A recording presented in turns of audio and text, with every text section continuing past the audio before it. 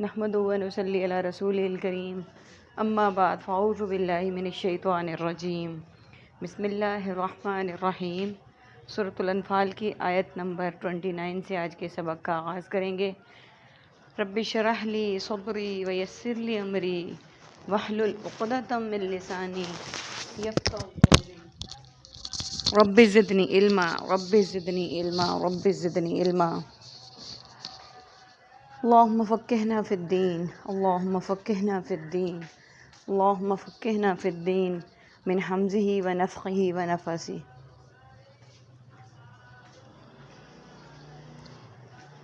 یا ایہا الذین آمنوا، اے ایمان لا والو، ان تتقوا اللہ، تم سب اللہ سے ڈرو، یجعل، وہ بنا دے گا، لکم، تمہارے لیے، فرقاناً، فرق کرنے کی کسوٹی، وَيُكَفِّرْ، اور وہ دور کر دے گا، عنکم، تم سے، سیئاتکم، تمہاری برائیاں، وَيَغْفِرْ لَكُمْ، اور وہ بخش دے گا تم کو، وَاللَّهُ ذُو الْفَضْلِ الْعَظِيمِ، اور اللہ بڑے فضل والا ہے۔ سب سے پہلے میننگس کو دیکھ لیتے ہیں۔ عظیم، عظیم، معظم اور تعظیم۔ اتقوا، تقوی، متقی۔ فرقاناً، فریق، تفریق اور فراق۔ یکفر، کفارہ، سیئاتکم، علماء سوء، علماء اعمال سیئہ، سوء ظن۔ یغفر، مغفرت، استغفار اور استغفر اللہ۔ ذو الجلال، ذو معنی، ذو مال اور ذو الحجہ۔ الفضلی، فضل، فضیلت، فاضل اور افضل کے لیے بولا جاتا ہے۔ عربک کا ورڈ ہے اس آیہ مبارکہ میں یجعل، وہ بنا دے گا۔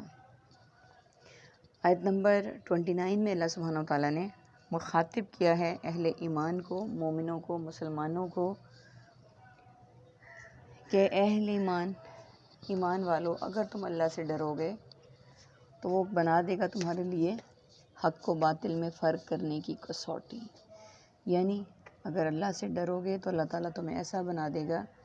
کہ تم حق و باطل میں فرق کرنے والے ہو جاؤ گے، سچ اور جھوٹ میں فرق کرنے والے ہو جاؤ گے، کافر اور مسلمان میں فرق کرنے والے ہو جاؤ گے، اور دور کر دے گا تم سے برائیاں۔ یعنی جب تم اللہ سے ڈرو گے، اللہ تعالیٰ کے احکامات کو بجا لاؤ گے تو وہ تم سے تمہاری برائیوں کو دور کر دے گا، بخش دے گا تمہیں، اور پھر کیا ہوگا؟ تمہیں بخش دے گا، اور اللہ بڑے فضل والا ہے۔ اللہ سے بڑا فضل کسی کا نہیں ہو سکتا۔ جس پر اللہ کا فضل ہو جائے اس کو کسی چیز کی ضرورت نہیں رہتی۔ اللہ تعالیٰ سے دعا ہے کہ ہم بھی ان لوگوں میں، اللہ تعالیٰ کے بندوں میں شامل ہو جائیں جن کے اوپر اللہ کا فضل ہوتا ہے۔ آمین ثم آمین۔ وَإِذْ، اور جب، یمکروا، وہ خفیہ تدبیریں کر رہے تھے، بکا، آپ کے خلاف، الذین، وہ جنہوں نے، کفروا، سب نے کفر کیا، لیثبتوک، تاکہ وہ سب قابو قید کر لیں آپ کو، او یقتلوک، یا وہ سب قتل کر دیں آپ کو، او یخرجوک، یا وہ سب نکال دیں آپ کو، وَیمکرون، وہ خفیہ تدبیریں کر رہے تھے، وَیمکر اللہ، اور اللہ بھی تدبیر کر رہا تھا، اللہ، اور اللہ، خیر الماکرین، بہترین خفیہ تدبیر کرنے والوں میں سے ہے۔ وَإِذَا، اور جب، تتلیٰ، پڑھی جاتی ہیں، علیہم، ان پر، آیاتنا، ہماری آیات، قالوا، تو کہتے ہیں، قد سمعنا، ہم نے سن لیا، لو نشاء، اگر ہم چاہیں، لقلنا، تو یقیناً ہم بھی کہہ سکتے ہیں، مثل ھذا، اس کی جیسی، ان ھذا، نہیں ہے یہ، الا اساطیر الاولین، مگر پہلے لوگوں کے افسانے۔ وَإِذْ، اور جب، قالوا، انہوں نے کہا، اللہم، اے اللہ، ان کانا، اگر ہے، ھذا، یہ قرآن، والحق، حق ہے، من عندک، تیری طرف سے۔ سب سے پہلے میننگس کو دیکھ لیتے ہیں۔ یمکرو، مکر و فریب، مکار۔ کفرو، کفر، کافر، کفار اور کفار مکہ کے لیے بولا جاتا ہے۔ یقتلو کا، قتل، قاتل، مقتول اور قتال۔ یخرجو کا، خارج، خروج، اخراج اور وزیر خارجہ۔ تتلیٰ، تلاوت قرآن، وہی، متلو، علیہم، علیحدہ، علی الاعلان، علی العموم، قولو، قول، اقوال، مقول اور اقوال ذری۔ سمعنا، سمع و بصر، اعلی سماعت، محفل سماع اور سامع۔ نشاء، ماشاء اللہ، انشاءاللہ اور مشیت الہی، مثل، مثل، مثالیں، امثل اور تمثیل۔ ھذا، ہمیں، لہذا، رکا، لہذا، من فضل ربی، الا ماشاء اللہ، الا قلیل، الا یہ کہ، الاولین، اول و آخر، اول نام، اول پوزیشن، عندک، عندکی، عند طلب، عند اللہ، ماجور، حجارتاً، حجر، حجر اسود شجر و حجر، من جانب من و ان من حیث القوم، عربک کے ورڈ ہیں یثبتو وہ قابو کر لیں، اساطیرو افسانے۔ آیت نمبر 30 میں اللہ سبحانہ فرما رہے ہیں کہ جب وہ خفیہ تدبیریں کر رہے تھے، یعنی کفار آپ صلی اللہ علیہ وآلہ وسلم کے خلاف کیا کر رہے تھے، جب دیکھا انہوں نے اسلام کو بڑھتے ہوئے پھلتے پھولتے ہوئے، تو انہوں نے سوچا آپ کے لیے پلاننگ کریں۔ کسی نے مشورہ دیا آپ صلی اللہ علیہ وآلہ وسلم کو قید کر دیں، کسی نے کہا آپ کو وطن سے نکال دیں، اور کسی نے کہا نعوذ باللہ آپ کو قتل کر دیں۔ تو ادھر وہ پلاننگز کر رہے تھے اور ادھر اللہ سبحانہ و تعالیٰ تدبیر کر رہے تھے ان کے لیے، اور اللہ سے بہتر تدبیر کرنے والا کون ہو سکتا ہے۔ پھر ہوا یہ کہ آپ صلی اللہ علیہ وآلہ وسلم کو اللہ سبحانہ و تعالیٰ نے وحی کے ذریعے بتا دیا کہ ان کی کیا پلاننگز ہیں۔ انہوں نے مل کے مشورے کیے، مختلف رائے تھی، بعد میں یہ طے پایا کہ نبی صلی اللہ علیہ وآلہ وسلم کو نعوذ باللہ قتل کر دیا جائے، اور وہ کوئی ایک شخص نہ ہو بلکہ وہ مختلف گروہوں کے سرداران یا ان میں سے ایک ایک آدمی ہو، اس طرح سے انہیں قصاص نہیں دینا پڑے گا، دیت دے کے فارغ ہو جائیں گے۔ آپ صلی اللہ علیہ وآلہ وسلم کے گھر کے باہر انہوں نے گھیراؤ کیا آپ صلی اللہ علیہ وآلہ وسلم کو قتل کرنے کے لیے، اور وہاں اللہ سبحانہ و تعالیٰ نے وحی کے ذریعے آپ صلی اللہ علیہ وآلہ وسلم کو پوری صورتحال سے آگاہ کر دیا، اور آپ کو ہجرت کا حکم بھی ہو گیا، اور اللہ تعالیٰ نے آپ کو حکم دیا کہ آپ نکلتے ہوئے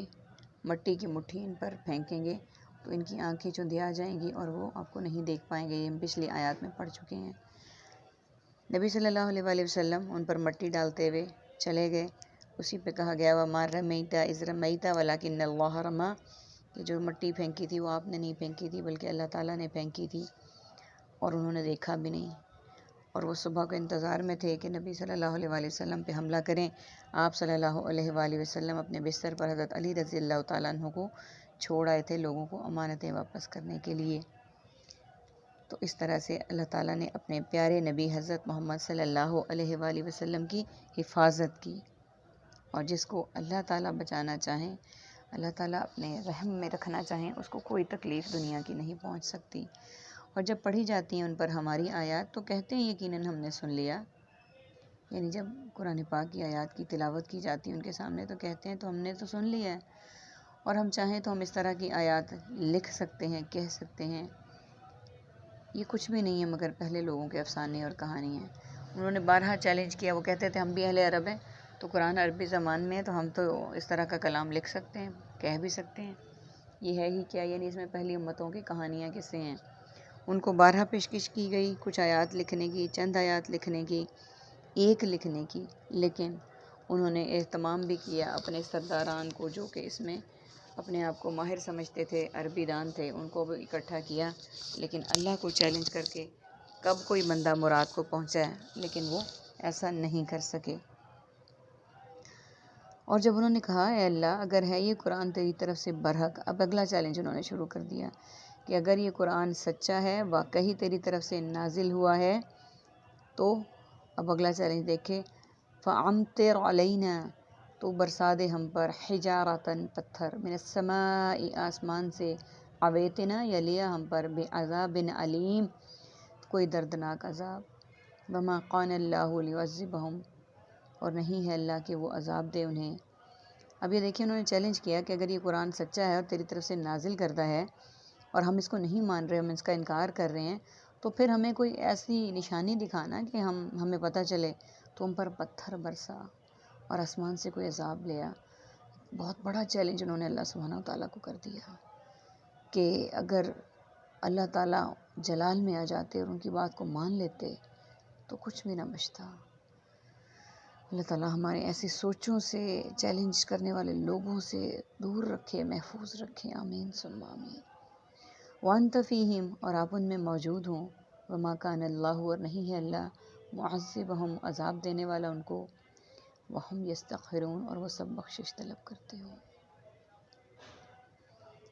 پہلے میننگس کو دیکھ لیتے ہیں۔ علینا علیحدہ، علی الاعلان اور علی العموم، السمائی ارض و سما، کتب سماوی اور سماوی آفات،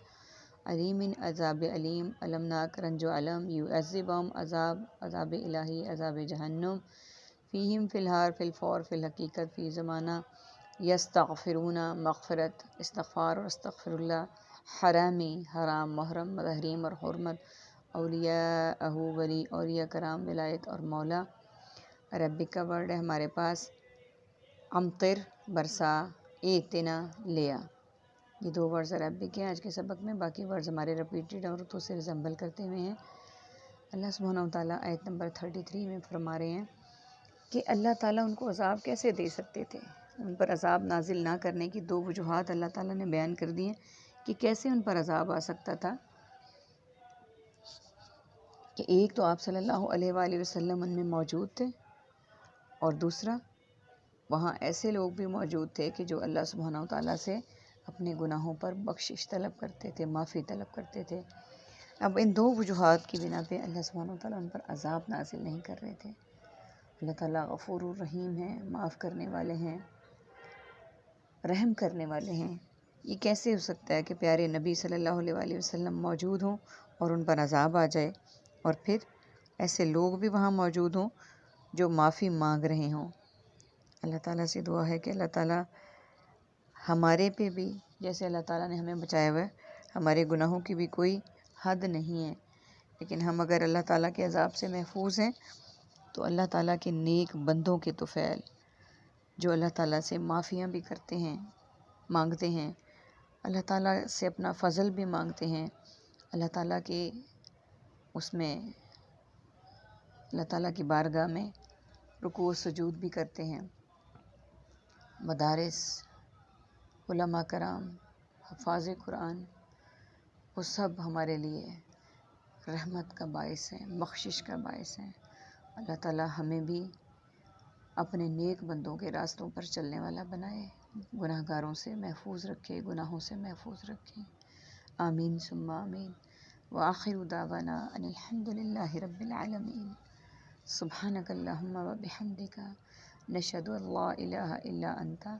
نستغفرک ونتوب الیک السلام علیکم ورحمۃ اللہ وبرکاتہ